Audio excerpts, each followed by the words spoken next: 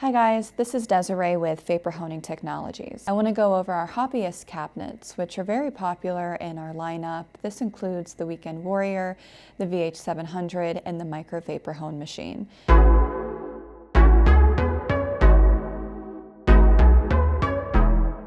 These are great entry-level machines that not only offer a great finish, but can also offer you space-saving capabilities. These are smaller machines that are really great for jewelry, carburetors, small engine components, motorcycle parts, and things like that. These machines do have different capability levels. The Micro Vapor Hone, for example, cannot process all abrasives. You can use up to a 110 aluminum oxide mesh, whereas you can run a litany of different abrasives in the VH700 and the Weekend Warrior. And the 700 and the Weekend Warrior, keep in mind, are essentially the same machine, except the 700 is pretty much half of the workspace of the Weekend Warrior, but offers all of the same features and the same power. The Micro Vapor Hone machine is different from the 700 and the Weekend Warrior because it is fully pneumatic, meaning that it doesn't run on power, it just runs off air.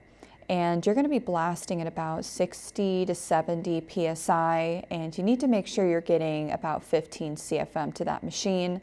Whereas the 700 and the Weekend Warrior, you're going to be blasting at about 60 to 100 psi, and you're going to need 20 to 30 CFM to run these machines. The Weekend Warrior and the 700 are not pneumatic. They do require power, and it's going to be a 110 single phase. For more information on our hobbyist lineup, feel free to visit our website or call our office directly at 828-202-5563.